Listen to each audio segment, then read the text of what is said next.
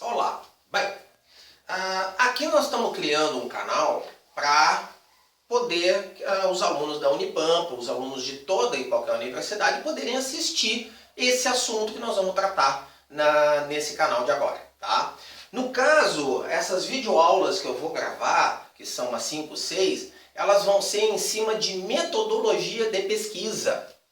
Ou seja, como é que um pesquisador, alguém que quer solucionar um problema, alguém que quer descobrir alguma coisa nova, quais os caminhos que ele pode tomar ou que ele toma, às vezes sem ter conhecimento profundo sobre os tipos de método que são utilizados na pesquisa.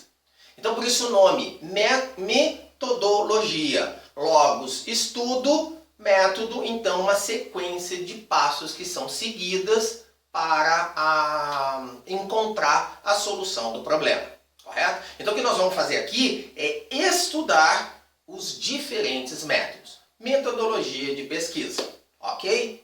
Então nós vamos começar pela base, nós vamos começar pela metodologia, pelo método de pesquisa, desculpa, mais simples, mais primitivo e que foi utilizado desde a primeira vez que o homem tentou se perguntar o porquê das coisas, o como que elas ocorrem e tudo mais.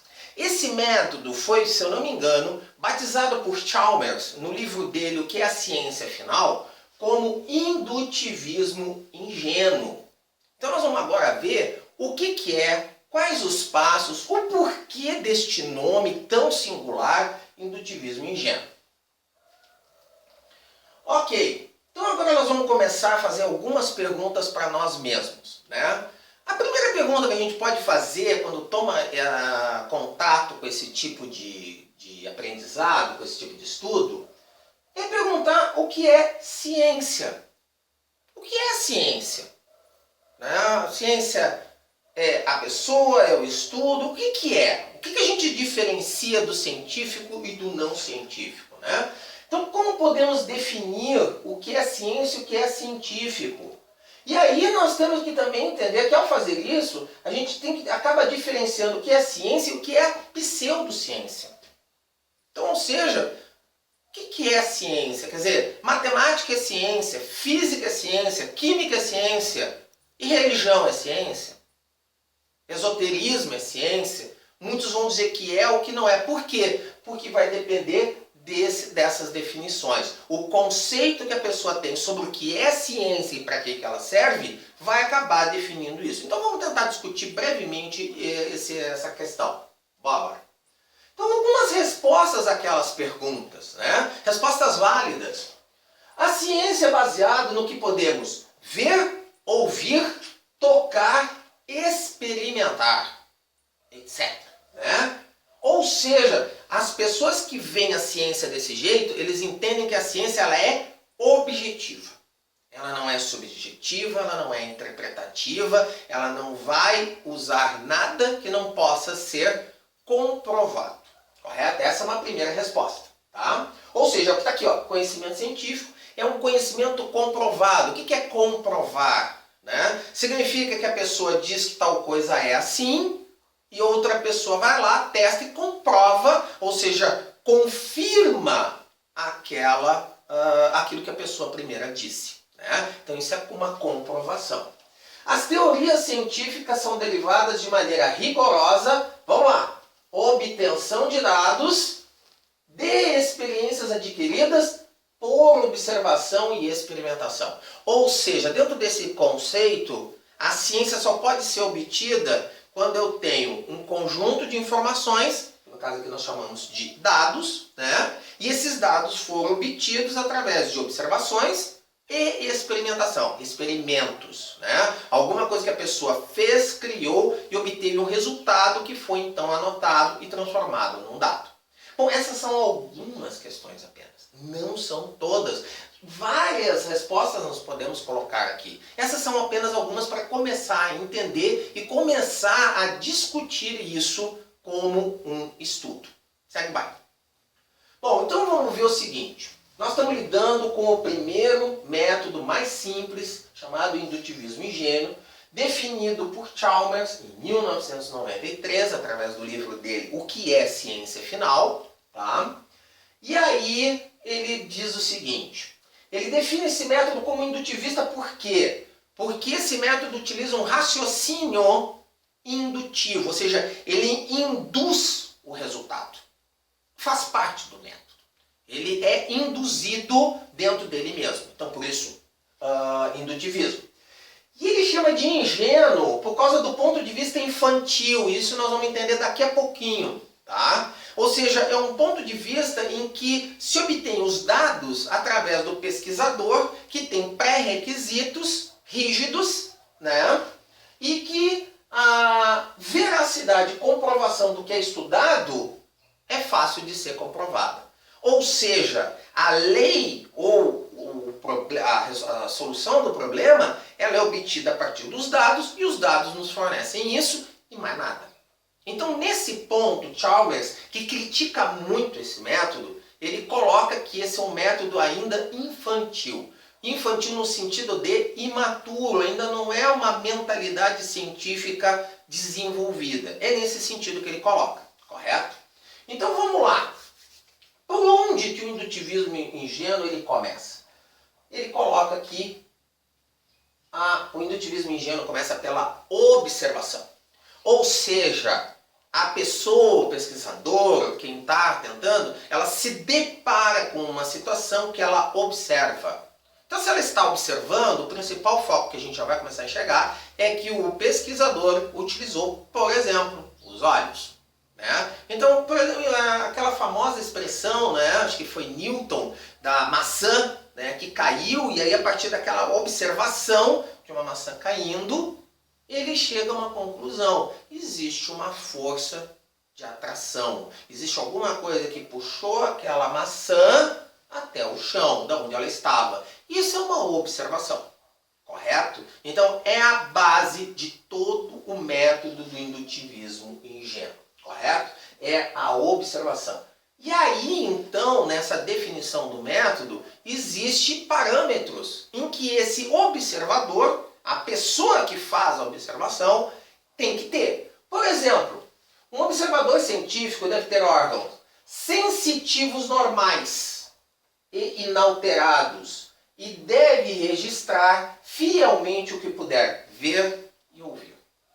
Então, por essa definição, e aí vocês já vão começar a entender, né? Por essa definição, por exemplo, órgãos sensitivos normais e inalterados. Será que um daltônico poderia ser um cientista? Será? Porque afinal de contas, ele tem órgãos sensitivos, ele tem olhos, ele tem tudo. Só que os olhos deles não enxergam determinadas frequências e embaralha, ele faz certas confusões. Eu nunca entendi direito essa doença, mas o daltônico, que são 3 tipos pelo que eu sei, eles não enxergam como o resto das pessoas ditas normais. Então, se nós pensarmos nesse conceito, um daltônico, alguém que não tivesse paladar, alguém que não tivesse visão, uma pessoa cega, por esse conceito, não pode ser um cientista. Então nós vamos começar a criticar já esse ponto. Entendem por que então ele chamou de ingênuo, do ponto de vista infantil? Porque então a gente está desqualificando determinadas pessoas. Imagina uma pessoa surda, né? Ou que não ouça determinadas frequências. Ele não poderia, por esse conceito, ser. Mas a gente sabe. Tudo é uma questão de saber utilizar o que se tem. Então é possível? Claro que é. Né? E aí vem a coisa, a chave de ouro, a pérola do método, que é as observações do observador devem ser sem preconceitos. Agora nós vamos definir a palavra. Neste caso aqui, preconceito é exatamente o que a palavra pela etimologia quer dizer. Anterior e conceito, um conjunto de informações que a pessoa tem, né, anteriormente. Então ela não pode ter absolutamente informação prévia nenhuma de nenhum fenômeno, de nada. Ele tem que ter isso. Por quê? Porque no momento em que, pro método, né, do indutivismo, ele coloca os preconceitos dele, ele não está mais sendo um bom observador e não está sendo mais um bom cientista. Um bom cientista para esse método, ele observa, descreve e obtém o resultado. Nós já vamos ver como isso acontece. Tá? Bom, então vamos lá. As observações que ele faz formam a base de dados pelas quais as leis e as teorias são formuladas. E elas serão formuladas de acordo com o que é observado. Então aí vem o vínculo, correto? Essencial. Observado, observação, anotação, descrição, e isso vai gerar uma lei no final que não pode contradizer com a observação e que então consiga explicar. Correto? Vamos embora. Ok, então a primeira parte que a gente já vai começar a entender é que o método começa da observação, correto? Então, eu vejo uma maçã caindo, eu vejo, sei lá, uma nuvem de gás subindo, a fumaça de uma fogueira subindo, e eu faço a minha primeira afirmação, que é onde vai começar, e é a minha observação. A fumaça da fogueira sobe, ou a maçã, quando solta, cai, correto? Bom, então essa é a minha premissa. Como é que eu vou verificar que isso está certo? Eu tenho que agora fazer um conjunto de anotações. Anotações, então, que vão ser de forma afirmativa, por isso afirmações, e singulares, porque vão se deter a pontos específicos, no espaço e no tempo. Então, por exemplo, elas vão descrever o resultado de testes individuais. Por exemplo, esse aqui. À meia-noite de 1º de janeiro de 1975, Marte apareceu no céu na posição XY. Uma posição qualquer, correto? Esta vara parcialmente imersa na água parece dobrada, ou seja, parece quebrada. O Sr. Smith bateu em sua esposa. O papel de tornassol ficou vermelho ao ser imerso em suco de limão. Vejam bem, todas essas frases são afirmativas, elas descrevem o fenômeno observado, mas elas são únicas e particulares a esses fenômenos. Ou seja, no dia 1º de janeiro, não é no dia 2, não é no dia 3, não é em fevereiro, em março, abril, não é em 76, 77, não, é neste dia, assim como as outras. Então, e o melhor de todos, né, por indutivista ingênuo, é que podem ser conferidas a veracidade por qualquer observador. Então qualquer pessoa que tenha feito essas observações vai poder comprovar. Realmente isso aconteceu. Então, entendendo a mecânica, a ideia é mais ou menos essa. Mas ela tem um problema. Ela diz respeito a uma situação singular, no tempo e no espaço. Quando a gente vê as leis da física, as leis da química, vocês podem ver que elas não estão escritas dessa maneira. Então essa não é o objetivo final, essa não é a maneira, não é o resultado final que se obtém. Essa é a primeira etapa, realizar diferentes testes que vão obter várias dessas afirmações para daí nós conseguir a nossa solução. Que é o quê? Descobrir qual é o fenômeno que está regendo cada um desses 4 exemplos, por exemplo. Por que é que Marte aparece naquela posição e no outro dia, quando faz a anotação, aparece em outra? E assim sucessivamente. Então vamos lá. Então o que acontece? As leis que descrevem os fenômenos, elas são escritas de maneira genérica. Elas são escritas de maneira que possam se encaixar em todas as situações que aquele fenômeno está trabalhando. Então, ou seja, eu vou precisar transformar aquelas afirmações singulares em afirmações universais.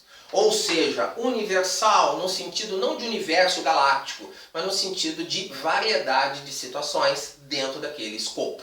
Correto? Então ela não pode ser restrita a um ponto no espaço, ou um dia, ou uma época, ou alguma coisa. Ela tem que ser generalizada. Tá? E aí elas vão ser formuladas a partir de um conjunto das informações singulares. Então eu já preciso, para fazer isso, para encontrar a afirmação universal, preciso de várias afirmações singulares, que vão ser obtidas como? Então vou ter que executar vários testes. Nós já vamos ver isso. Tá? Então, por exemplo, a mesma situação daquelas 4 frases agora, só que como afirmações singulares. Então, na astronomia, que era o primeiro caso, os planetas se movem em elipses ao redor do seu Sol.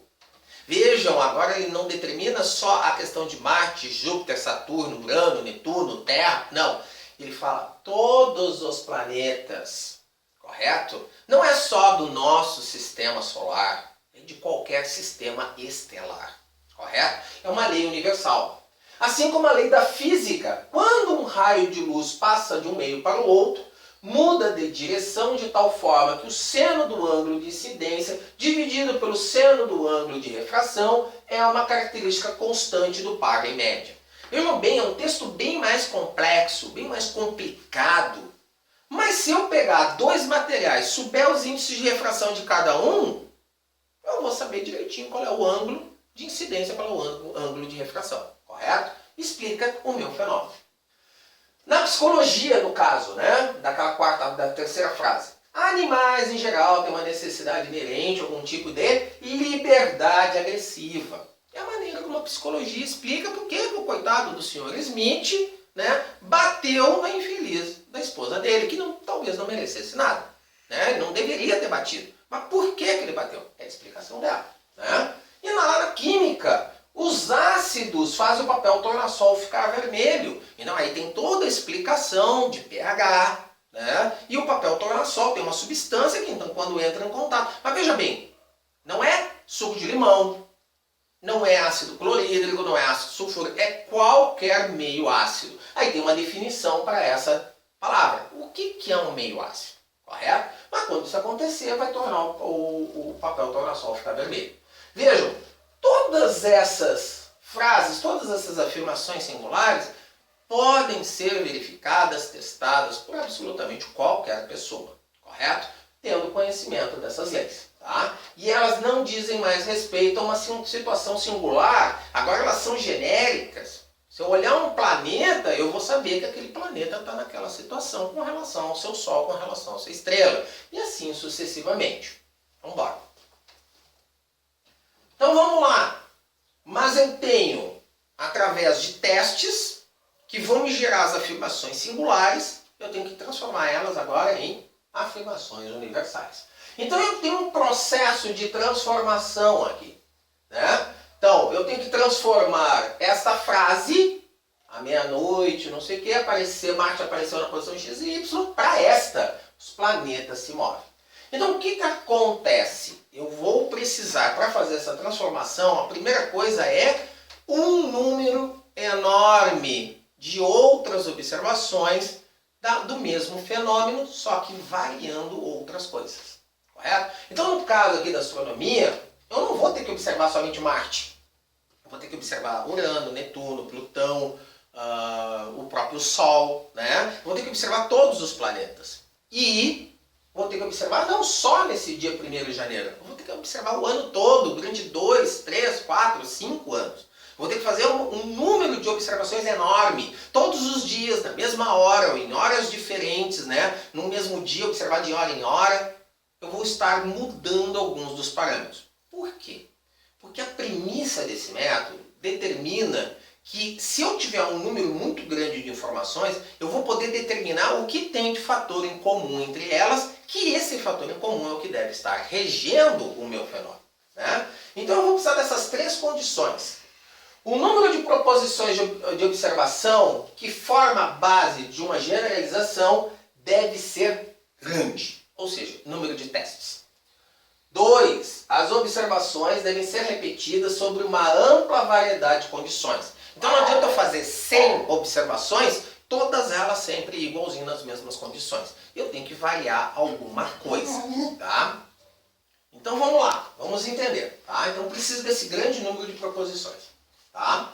Então, a grande variedade de condições, não posso repetir a mesma coisa, não adianta, é 100 vezes a mesma anotação, não vai dar diferença nenhuma. E o principal, nenhuma proposição de observação deve conflitar com a lei universal derivada. Ou seja, a lei universal não pode conflitar com as informações anotadas e vice-versa. Tem que ser igual. Então, para isso, agora nós vamos começar a entender como é que isso acontece. Vamos lá. Então, primeiro, vamos esmiuçar essa questão. Número de proposições de observação que forma a base de uma generalização deve ser grande. Isso é condição necessária básica para o método. O método exige. Tu precisa fazer o máximo de observações. Por que isso? Porque ele parte da ideia de que quanto maior o número de observações, maior a chance de tu conseguir observar o mesmo fenômeno com maior número de variáveis, mas mantendo o fenômeno em si. Então tu consegue derivar, tirar aquelas informações que não influenciam e ficar com aquela somente que influencia. Essa informação é a explicação do fenômeno, correto? Então o que acontece? Aí vem a pergunta, para o indutivismo ingênuo, não adianta observar apenas uma vez o Sr. Smith batendo na esposa para afirmar que ele vai bater todo dia. Eu preciso fazer mais observações. De repente eu não posso afirmar que o Sr. Smith bate todo dia na sua esposa. Sei lá, ele estava irritado, alguma coisa aconteceu, perdeu o controle, não sei. Mas a questão é essa, não posso me basear nisso, tá? Então, o indutivista, ele é cauteloso, vejam, isso é uma característica do indutivista. Ele é cauteloso, ele espera, ele tem paciência, ele não observa primeiro o fenômeno e já sai dizendo que aquilo é verdadeiro. Não, ele diz que aquilo está acontecendo. E aí ele vai procurar as informações para comprovar. Tá? Ele não tira conclusões apressadas, correto? O indutivismo ingênuo, ele é calmo por natureza, ele tem paciência. Bom, as observações devem ser repetidas sob uma ampla variedade de condições. Ou seja, eu vejo aquele fenômeno, a maçã cai. Bom, mas ela caiu num domingo, caiu num dia de chuva, né? Então eu vou observar ela caindo num dia de sol, numa segunda-feira. Está chovendo hoje, será que amanhã chove? Então, o máximo possível de variações. Aí vai depender de caso a caso. Cada caso vai ter um conjunto de condições que podem ou não serem variáveis. No caso, por exemplo, da astronomia, correto? A posição de Marte tem que ser observada em diferentes dias do ano, né? Em diferentes horas dentro do mesmo dia, e aí um conjunto de informações depois de várias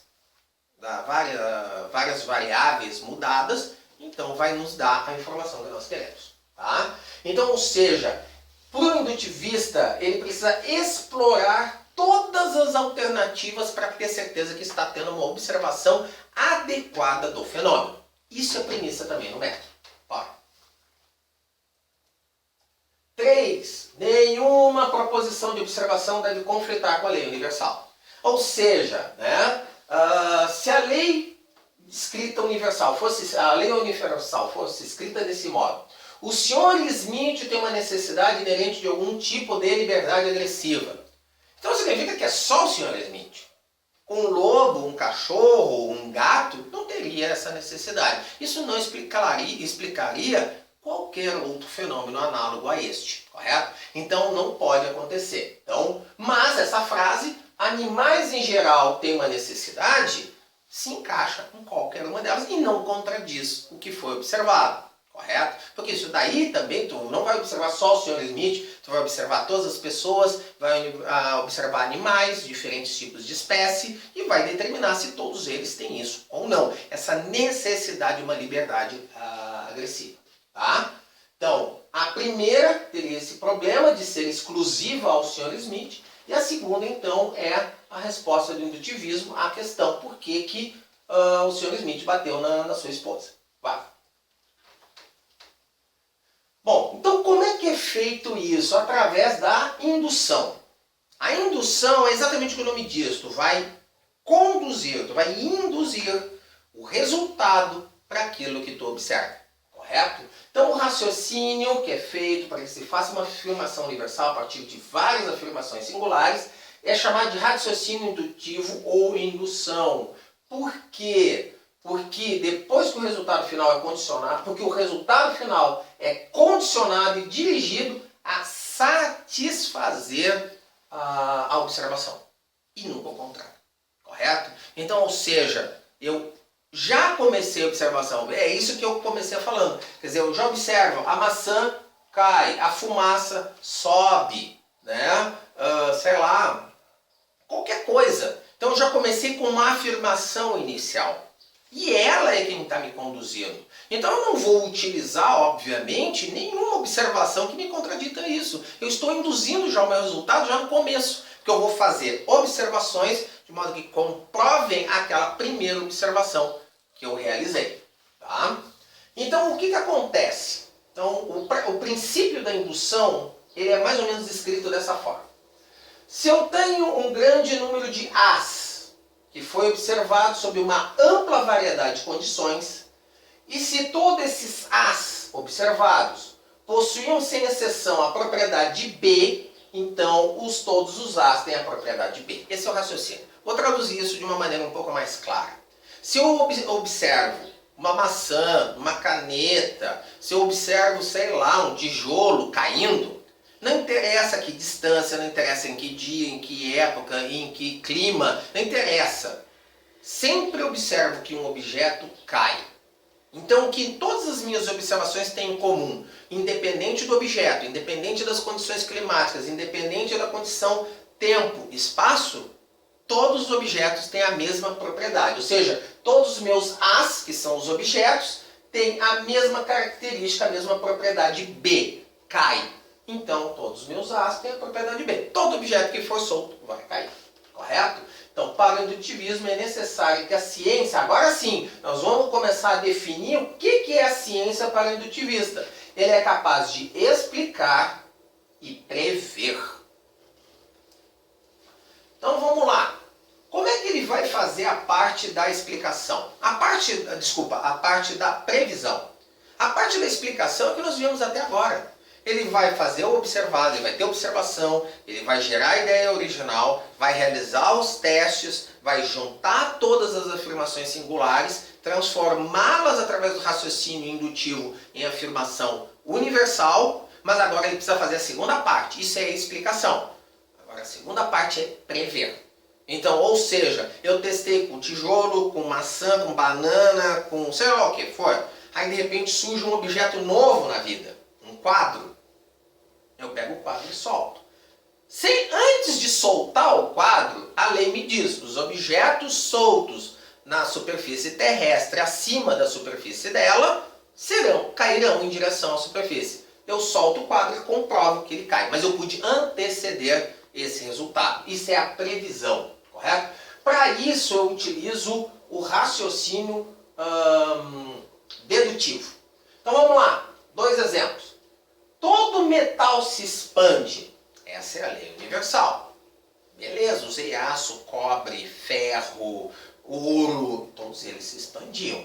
Aí o cara descobre uma liga nova, uma liga de um metal que não existia, correto? É um metal. Então, esta barra é de metal, é a nova situação, é um novo problema. Aí, pela lei que todo metal se expande, eu posso afirmar, então, esta barra é de metal e todo metal se expandirá. Essa é a previsão, antes mesmo de eu fazer o teste. Aí eu pego essa barra de metal novo, chego lá, aqueço ela, meço e vejo, pimba. Pimba, ela se expandiu. Comprovou a lei. A lei explicou o fenômeno. Todo metal expande quando aquecido. Ok, agora nós vamos ir para um assunto bem controverso, né? E aí vocês vão começar a ver que há certos questionamentos quanto a esse raciocínio. Vamos lá. Todos os livros de filosofia são chatos. Essa é a lei universal. Correto? Aí eu vejo que este livro é de filosofia. Então a conclusão óbvia é que se todos os livros de filosofia são chatos, esse livro é chato. Correto? Agora, há questionamentos por quê? Será que para um filósofo todo livro de filosofia é chato? Será? Será que não vai gostar? Ou será que vai ter alguns que vai gostar, outros que não? Aí pode haver algumas mudanças. Segue. Então vamos fazer uma pequena variação, né? Muitos livros de filosofia são chatos. Vejam como mudou, né? Muitos. Significa que não são todos. Este livro é de filosofia. Posso continuar afirmando que esse livro é chato? Será que isso está certo? Se são muitos, será que aquele é antes de eu poder ler? Eu não vou poder fazer essa previsão. Tá? Então o que acontece? Veja, a gente tem que entender que o raciocínio dedutivo, que utiliza a lógica, ela nem sempre vai estar certa. Por quê? Apesar da premissa, a premissa, muitas vezes a lei universal pode não ser válida, mas ela pode estar correta. Então nós vamos ter que analisar isso com um pouco de carinho, com um pouco de cuidado. Segue o baile. Tá? Então vamos lá. Isso é uma descrição do método, uma descrição das consequências, das situações e tudo mais. Agora nós vamos ver o seguinte. Para Chalmers, principalmente, ele tenta explicar por que O indutivismo ele é tão atrativo. É um método simples, fácil, ele é rápido, em certo ponto de vista de descobrir os fenômenos. E por que ele é tão embasado? Por que ele é tão aceito? Por causa que ele é baseado no concreto. Ele é baseado naquilo que é tangível, naquilo que eu posso pegar, ver, sentir e principalmente reproduzir e comprovar. Correto? Então essa é uma grande questão. E isso dá uma confiabilidade na base de testes exaustivos. Quer dizer, é através daqueles testes que ele consegue a confiabilidade de poder dizer: minha lei universal foi obtida através de 10 mil testes, e todos eles me apontam para isso. Correto? Então aí é que vem a questão. Isso é muito sedutor, isso é muito comprovador, é muito da sustentabilidade. E aí o que acontece? Eu posso ter uma palavra aqui que é bem importante, a repetibilidade. Não interessa as condições, eu repito o teste, eu repito o resultado. E isso dá embasamento para as coisas. Tá? Agora vem a grande pergunta do Chalmers, que você já vai entender por que eu estou colocando isso aqui, porque vai explicar por que existem outros métodos. Por que não é um método de pesquisa, são vários métodos? Por que vem com essa pergunta? Será que tudo isso que eu expliquei é possível? Será que é possível um observador não ter preconceitos? Será que é possível eu conseguir observar todo o fenômeno em todas as suas condições? Será que é possível tudo isso que eu expliquei? E aí que começa a ver. Vocês vão ver no próximo vídeo aula que isso não é real, isso não é possível. Toca o baile. Então vamos lá. Né? Resumo do método. Observação livre de preconceitos gera a proposta inicial. A partir dessa proposta inicial, eu realizo testes em condições variáveis que me geram afirmações singulares. A partir da indução ao raciocínio indutivo, eu gero a afirmação universal que me explica. E essas leis e teorias são verdadeiras e conclusivas. Correto? Não há, vejam bem, até agora, em algum momento, o próprio método se questionou? Se questionou se o resultado era verdadeiro, se o resultado não era, se reproduzia? Não, não há questionamento. O método ele é perfeito por si só, faz parte do método. E a previsão dos casos não testados é utilizado pela lógica e pela razão, ou seja, pela dedução. Então eu consigo explicar e prever. Certo? Então vamos pensar um pouco. Baseado em tudo isso, será que isso realmente, vamos fazer essa pergunta, será que é possível? Então nós vamos fazer um pequeno teste. Tá? Eu vou apresentar agora uma pequena série de imagens, correto? E eu vou fazer uma pequena pseudo-discussão a respeito. Tá? Não vou dar as respostas hoje, tá? Não vou dar as respostas imediatamente. Depois, lá no canal do YouTube, vocês vão poder ler a resposta a essas perguntas. Mas eu já previno que o divertido é ver as imagens e depois ir lá olhar as respostas, tá? Então vamos lá, primeira imagem. Olhem só. O que será isso aqui?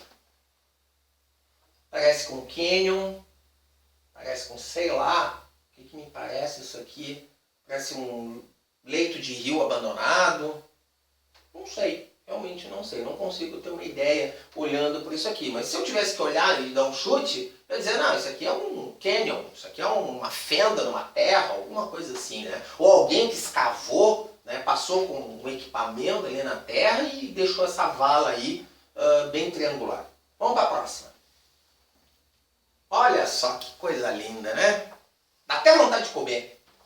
Vê se não parece assim um bolo, né? Um pão, até uma pizza, né? Pode ser qualquer coisa, pode ser até 2 botões. O que será que é isso daí? Né? Vamos para a próxima. Essa aqui é divertidíssima. Né?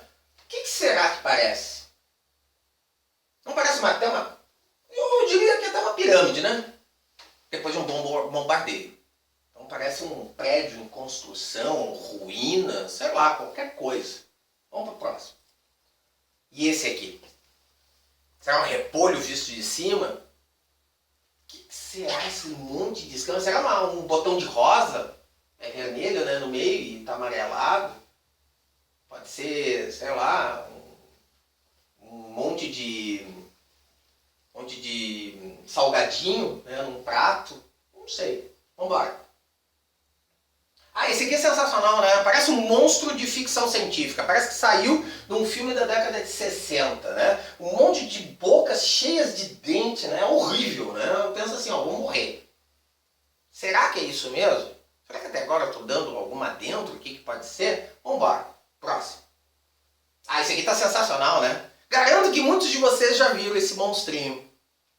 Ele é o Bob, né? Lá do filme do MIB. Né?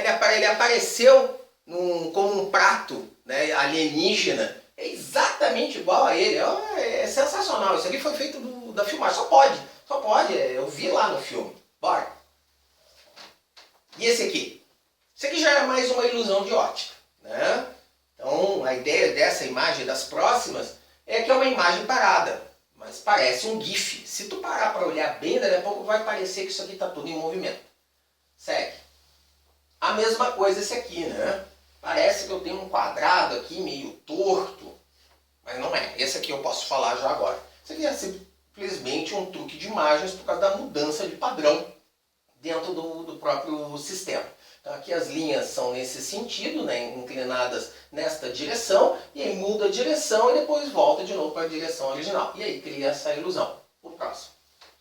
Aqui a mesma coisa. Uma simples mudança de padrão cria uma ilusão de ótica de que a imagem então se movimenta em forma de ondas. Próximo. Aqui também, né? São simples ilusões de ótica. Por quê? Já vamos discutir isso, vai. Aqui também, né? Muito parecido com aquele anterior, o segundo antes, né? Parece uma ondulação. Aqui fica tudo confuso. Aqui parece que as linhas são tortas, né? Parece que os quadradinhos eles aumentam e diminuem formando um círculo aqui no meio. É uma ilusão de ótica, essas linhas estão retas. É só tu pegar uma régua e tu vai ver que elas estão perfeitamente retas. Vai. Calma, calma que ainda não acabou. Temos mais duas imagens para vocês tentarem adivinhar e dizer nos comentários o que é. Bom, olhando para essas imagens, digam aí nos comentários o que vocês acham que pode ser. Bom, então isso é por hoje, tá? Mas por que essas imagens? Por causa daquela premissa, vocês se lembram? O observador tem que ter olhos perfeitos, sentidos perfeitos, mente perfeita. Mas aquelas imagens, todo mundo que deve ter visto, fora quem é daltônico ou quem tem algum problema visual, um olho só, mas deve ter visto a mesma imagem. Será que todos chegaram à mesma conclusão? Se pelo método não pode haver preconceitos, todas as pessoas que viram aquilo têm que chegar à mesma conclusão. Essa é uma das premissas do método. Uma coisa que a gente já vai discutir daqui a pouco, quando a gente ver o segundo método, né, que é o falsificacionismo. Ok? Então, até a próxima videoaula.